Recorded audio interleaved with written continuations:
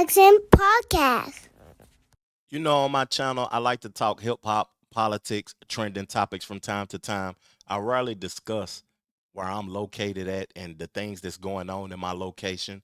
But, you know, I'm in Charlotte, North Carolina. I've been here almost a decade now, since 2016. And the city has had a lot of transformations, a lot of changes that has been kind of abrupt. It's been like instantaneously. And when I first moved here, it was like more of a city with just black and white individuals only. And majority of the city, it felt like a predominantly black city, you know, where black people was thriving, working into the financial industry. It was people from New York moving down here wanting to be a part of the financial industry. And I have met more people that migrated from New York City than people that I actually know that originates from Charlotte, North Carolina. Most of the people that originate from Charlotte, North Carolina live on the outskirts of the city.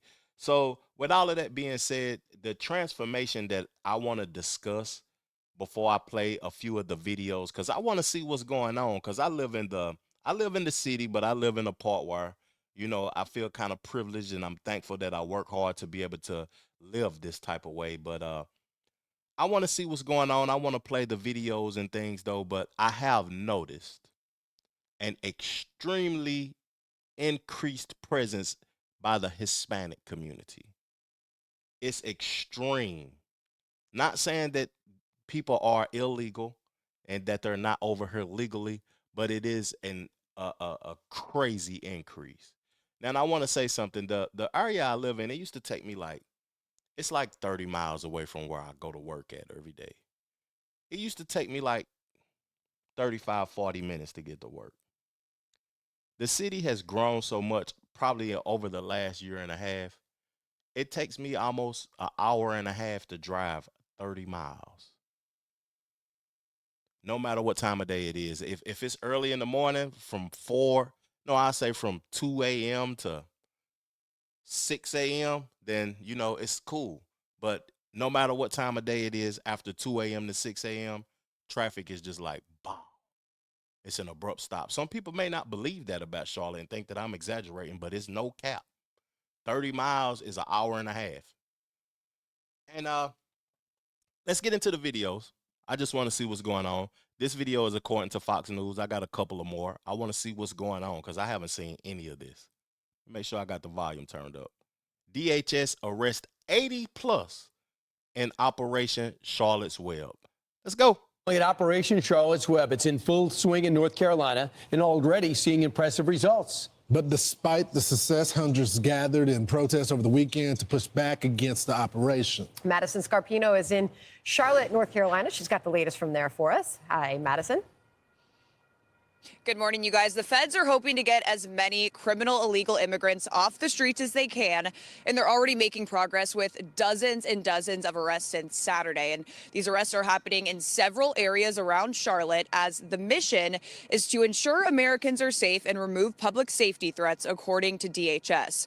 Border Patrol Commander Gregory Bavino says they arrested 81 illegal migrants in just 5 hours, and we're expecting that number to grow significantly. Bavino says most of those arrested have a, quote, significant criminal and immigration history, and he says those crimes range from assault, larceny, hit and runs to DUIs. Here's former Acting ICE Director Ron Vitello. Listen.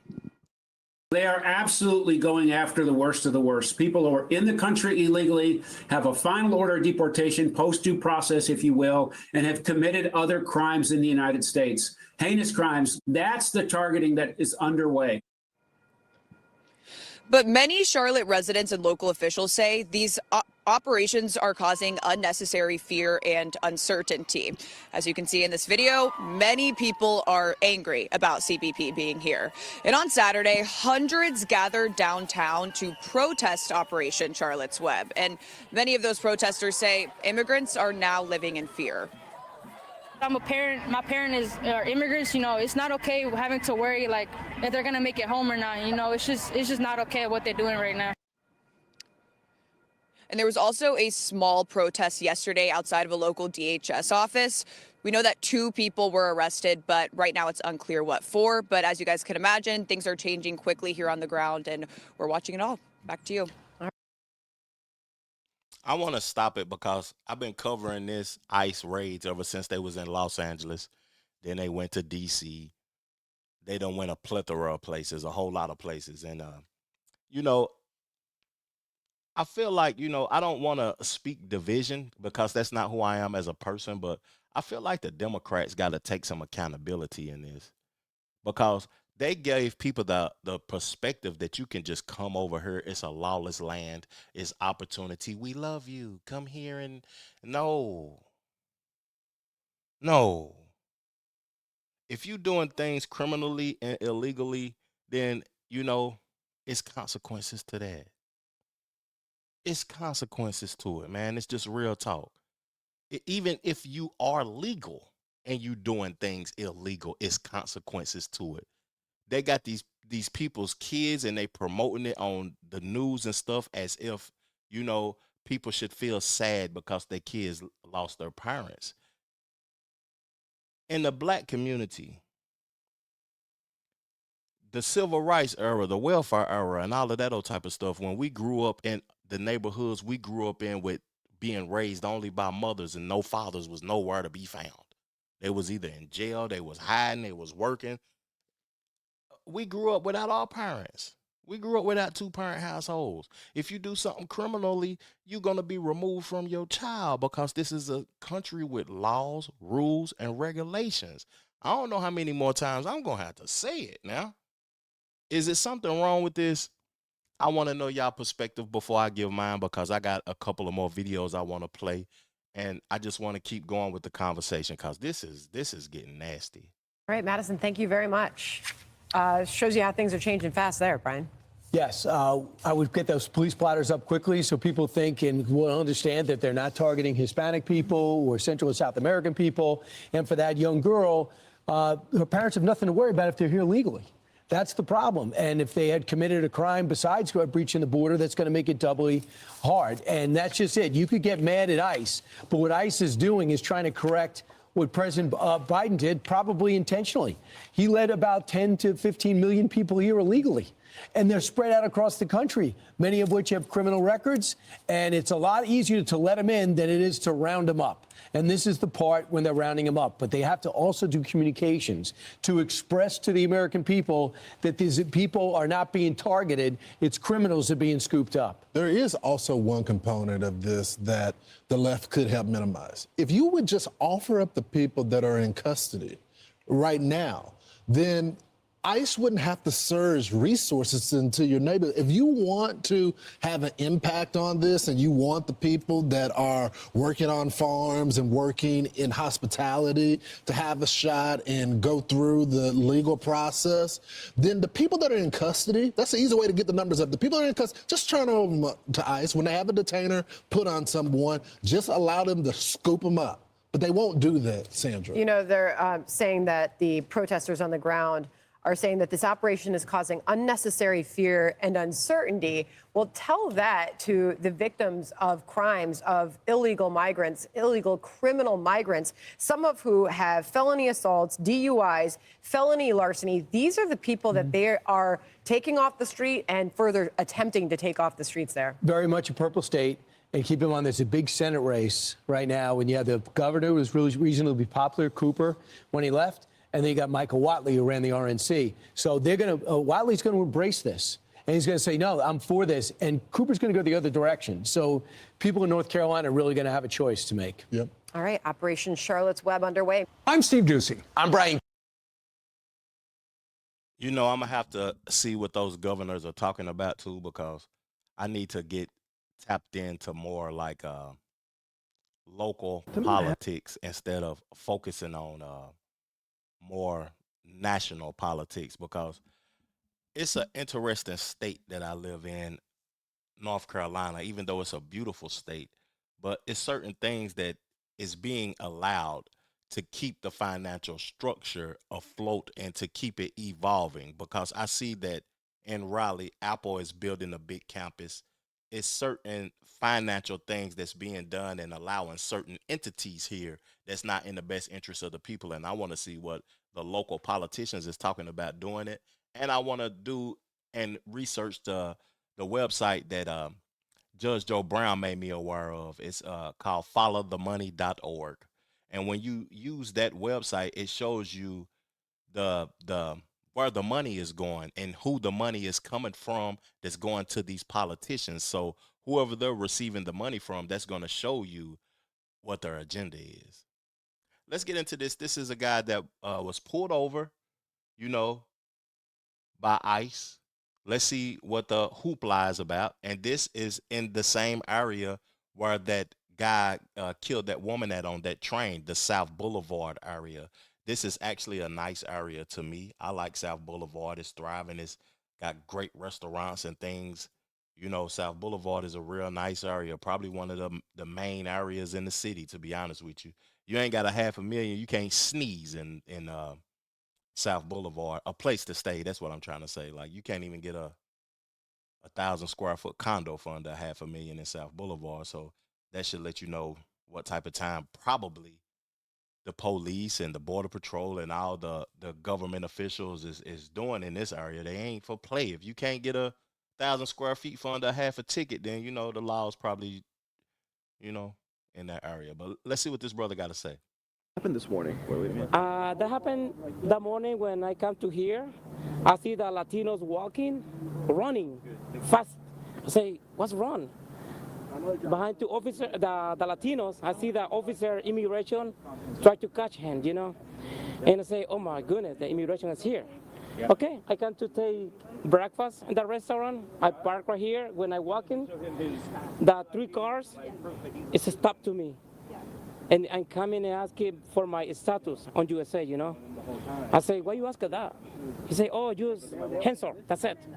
I don't handsome because it's the other Latino is in the area. I try to take time for the other people going, you know. For about 20 minutes, I stop to the officer. 20 minutes, okay, I give you good.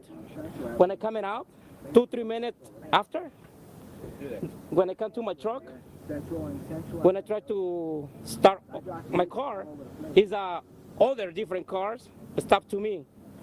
In 1 minute, the officer say, hey, open the door. Say, I'm scary, you know, because it's 2-3 minutes. Because I come to take my breakfast for to go, because I go to work. I see him, what's wrong? He say, open the door. Why I open the door, you know? I broke your window, okay? Broke it. I got my video on live, you know? He broke, open door, and too hard to take out to me out, you know? And second, I go to the ground like this.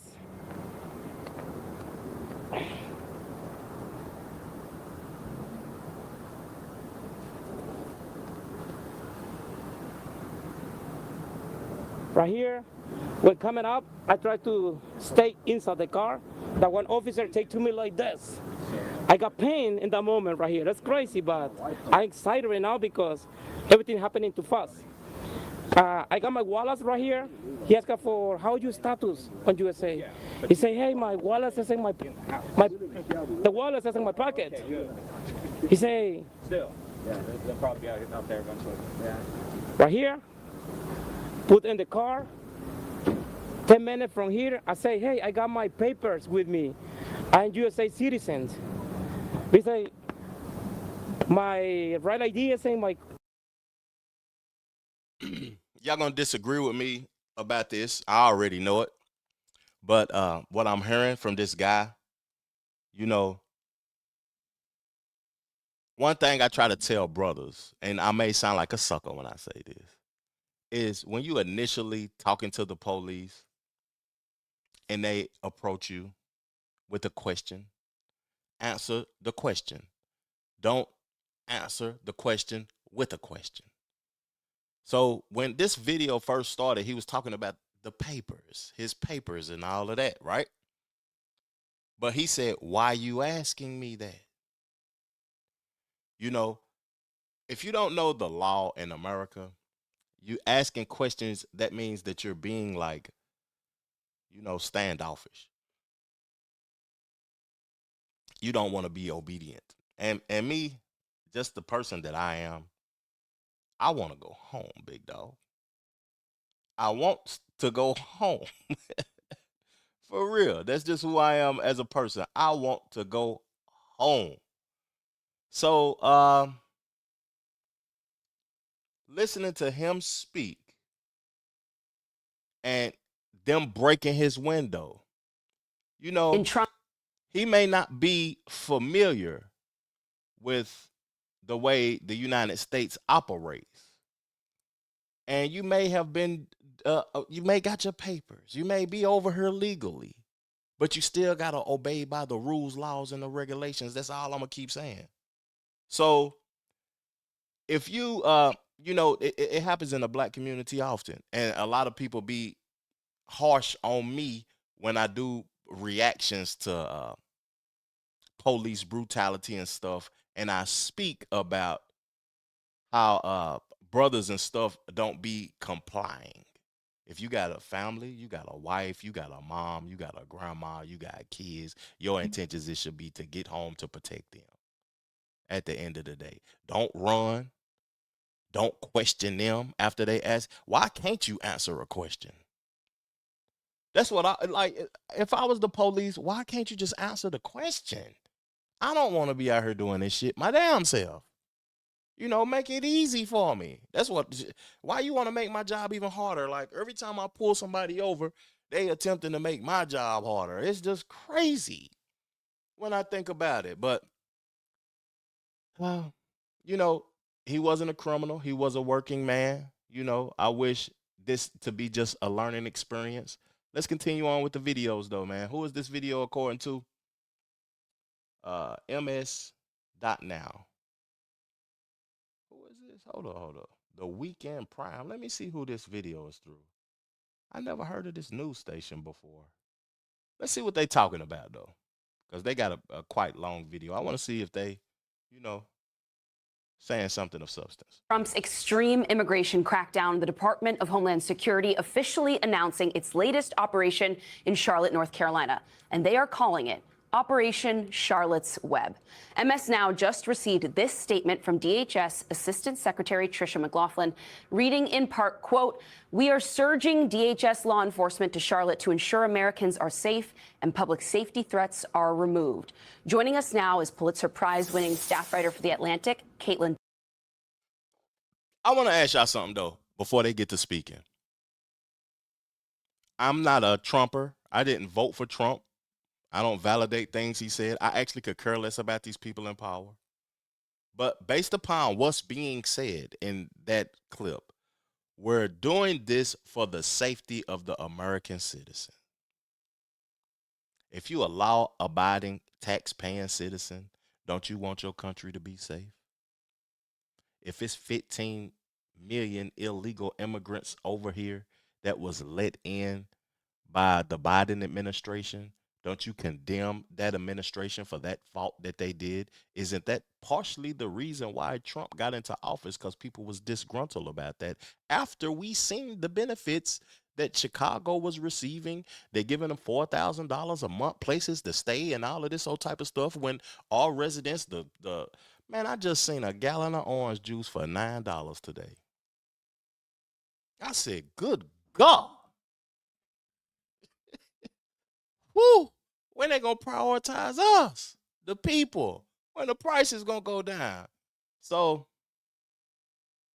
I feel like we should be thankful that they trying to do this. As a tax-paying citizen, we should be thankful that they trying to clean up the crime. I ain't for that criminal shit, man. I don't care if you black.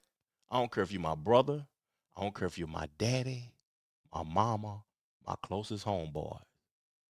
You committing crimes, don't implement me in that shit. That's your responsibility, and that's the things that you dealing with. Real talk. I ain't for that. I ain't supporting none of that criminal behavior. That's just me. Y'all don't have to agree with me, but that's just me. Let's get to it. Dickerson. Also with us is MS Now contributor and friend of the show, Paula Ramos. She's the author of Defectors, The Rise of the Latino Far Right and What It Means for America. Caitlin, it's great to have you here on the show. I'm going to start with you and begin with your reaction to Operation Charlotte's Web. Bovino, I guess, leaving Chicago, now turning his sights to North Carolina. My reaction is that the administration, it seems to be having a lot of fun with this. They're not slowing down at all. And, they've already deported more than 500,000 people. That's a huge number. And they've promised that those numbers are only going to increase. They're only going to accelerate more.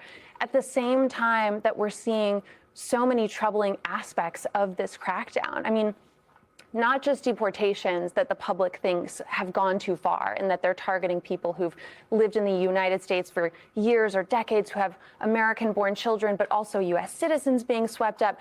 The governor in North Carolina suggested that the public look out for inappropriate behavior by CBP and film if that happens. But the reality is that could get you pepper sprayed at this point, right? That's what's happening simply to people who are trying to hold the agency accountable. So I think it makes sense that Charlotte, the community there, is really worried that people are hunkering down and full of fear. I think as they should be, based on what we've seen so far. And correct me if I'm wrong, but Charlotte is a blue city in a red state, which is very consistent with this administration in the way that it is going after blue cities, Democratic cities, Portland, LA, Chicago, and now Charlotte. Even when they deployed the National Guard, it was to DC and Memphis in red states. I mean, obviously Tennessee, red state, but same with North Carolina. It's a red state, but they're going after the blue city. Exactly. I mean, it's the formula we already know. It's a Democratic stronghold. Remember that in 2012 they had the National Convention. Yeah. Huge black and brown population. Over 150,000 people just in Charlotte are foreign born. But I think the question then is, to your point, so what is this next? 150,000 people are foreign born?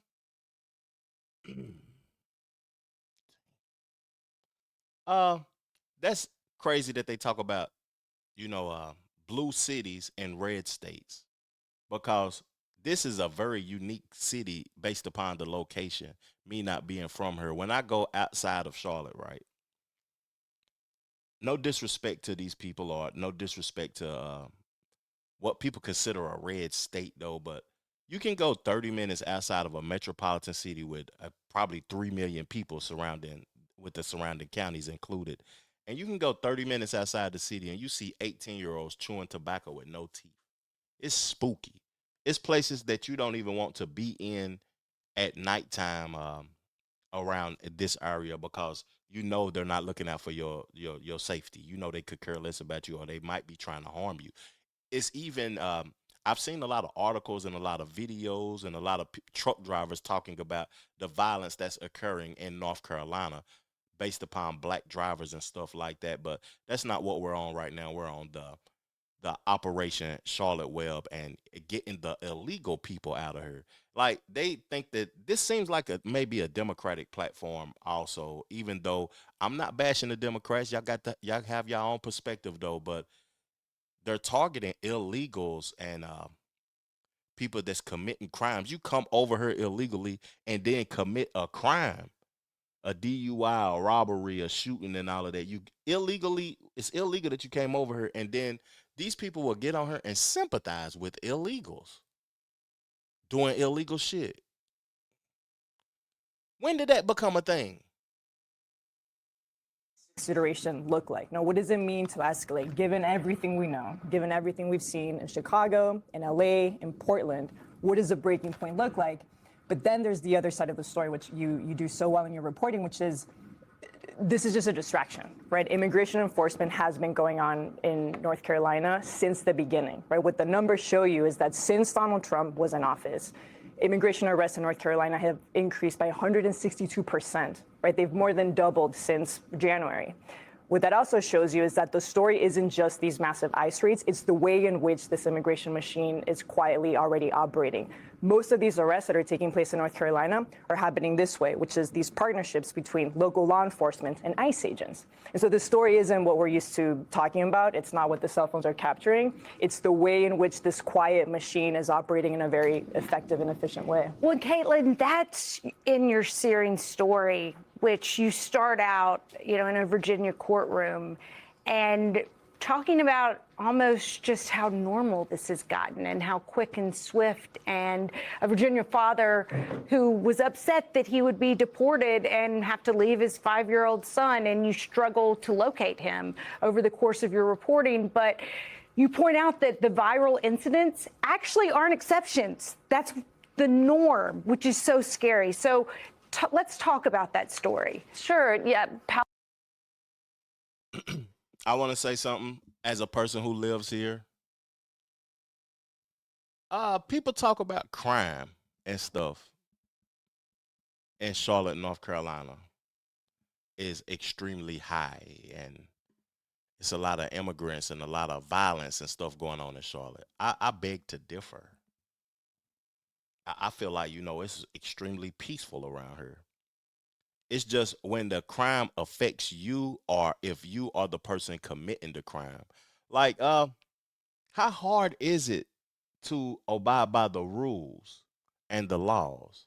Why is it so hard for people to abide by the rules and the laws? Do they want, like, I know we all out to achieve goals and to set our family up for success and all of that old type of stuff, though, but once I got older and I wanted a different lifestyle for myself, a peaceful lifestyle, I used to be a little bad little kid running around trying to get some money, but it was only to get the money to get out of the circumstances and the situation that I was in. And then when I found a different option, a working lifestyle option to change that, I never even stole a candy bar. It's just that they're vouching for crime, and these people are talking like Charlotte is just some sort of violent place. I don't see it. Paula said it exactly right when she said that what's happening right now is very quiet. So it looks loud, right? There's this chaos and these clashes that are happening in the streets, but the very efficient movement of people through these courts without legal representation, without access to their family members who can present evidence before the court to try to help them fight, all of that is happening very far from public view. Some of it through these partnerships with police that Paula mentioned, also in these massive detention facilities. Most people right now are being housed in places like Georgia and Louisiana and Texas, places where there is no press, where there are no protests, and where people don't really have access to due process right now. So I sat in that Virginia courtroom because I wanted to just kind of get a sense of what a day in this world and Trump's immigration crackdown looks like. And I saw case after case of the kind that has gone viral, people who've become household names. Those types of stories were almost a dime a dozen in this court, but we were not hearing about them because, remember, on top of everything that we've mentioned, this crackdown is targeting people who don't feel comfortable in many cases broadcasting their stories, who have fear, who maybe have other family members who are worried about being swept up. And so the reality is that this crackdown is moving so quickly, it's just impossible for us to keep up and to really grapple with the full scope of it in this moment. I'm done with this right here because, it's 4 women up there. One thing I don't hear about is that the people that's being wrongfully arrested because they wasn't criminals or they wasn't over here illegally, they was here legally. I don't, that I played the video of that guy speaking. It looked like they might have did what they did to him, but they did what they normally do to people that be confrontational with the police.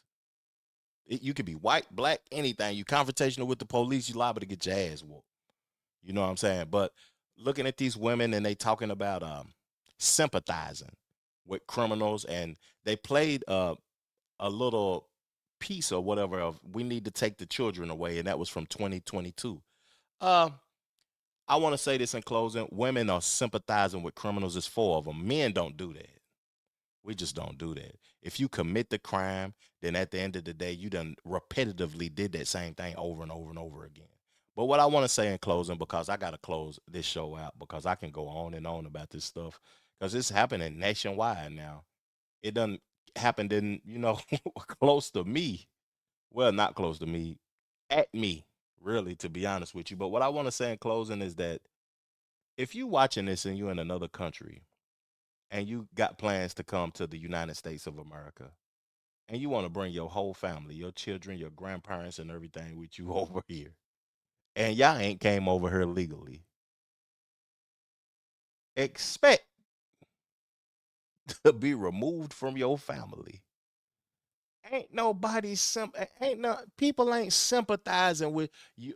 You came over here as a whole, you got to leave as a whole. You came over here illegally, you might go to jail in Montana. One of y'all might be in North Dakota. The kids might get abducted, and I ain't no telling where they gonna end up at. And people and females that get on the camera and sympathize with people that's doing illegal things. But I want to say this in closing also. Where is the people that is legally being arrested, being beaten on, and that the ICE is wrongdoing and all of that? Have them speak up. I'm not a advocate for hurting. I'm not an advocate for locking people up. I'm an individual that's for right and for what's wrong, and the simplistic aspect of it all. Let's further this discussion in the comment section below. I appreciate y'all, man. Peace, love, plenty of abundance. Make sure you go get you some money, and I'm gone.